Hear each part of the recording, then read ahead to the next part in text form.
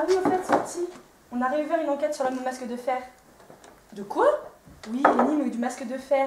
Nous avons trouvé des éléments suspects, venant peut-être du masque de fer. Ils étaient cachés dans une grande boîte sous terre. La boîte contenait des draps luxueux, une assiette en porcelaine et, la meilleure pour la fin, une lettre très étonnante. J'ai demandé à Jason de s'occuper du masque. Il a retrouvé de l'ADN, des cheveux, une étrange couleur pour cette époque, vert foncé. J'ai aussi demandé une comparaison d'ADN entre les éléments que nous avons retrouvés et Louis XIV. Pendant ce temps, j'étudie cette lettre. Louis XIV? Mais pourquoi tu veux l'ADN du roi Soleil? Parce que, tu vas comprendre, je te lis cette lettre. Elle est du docteur personnel de Louis XIV, Nicolas Braillard. Votre Altesse, pardonnez-moi de prendre la liberté de vous écrire. J'ai eu l'honneur de vous voir naître. Je me vois aujourd'hui forcée de vous révéler ce qui pèse et tourmente mon âme. Il y a 15 ans, nous devions protéger l'honneur de la cour royale et faire un choix. Un autre enfant avant vous est né, votre frère jumeau. Nous ne l'avons pas tué. Il est toujours en vie. Une nourrice s'est occupée de lui pendant 18 ans, car il a été enfermé dans un lieu secret où il ne parle à personne, mais où il est traité différemment des autres prisonniers. Hélas, votre frère est né difforme. Son visage très blanc est marqué par des cicatrices et une bouche très rouge.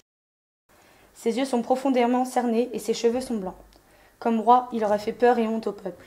Il a un masque de fer pour que personne ne voie son vrai visage. C'est donc pour cela que nous l'avons caché. Vous savez, une quarantaine peut durer toute une vie. Voilà, sire, la funeste révélation que je me devais de vous faire. Je vous prie, Altesse royale, de croire en mon très profond respect. Docteur Nicolas Braillard.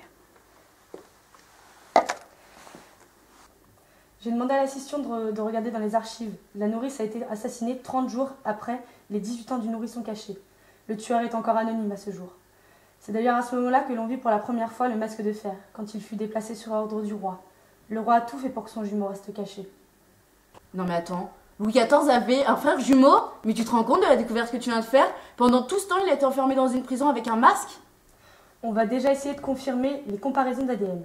Reste à savoir si c'était bien son frère et essayer de voir à quoi il pourrait vraiment ressembler. Vous aviez raison, Lily. L'ADN retrouvé sur le masque de fer correspond bien à celui de Louis XIV. L'homme au masque de fer est donc effectivement son jumeau. De plus, nous avons pu comprendre l'origine des malformations dues à une maladie génétique. Nous avons pu établir son portrait robot. Silence, moteur, ça tourne. Mon Dieu, on dirait un acteur de film d'horreur. Pourquoi cela n'a pas été découvert plus tôt?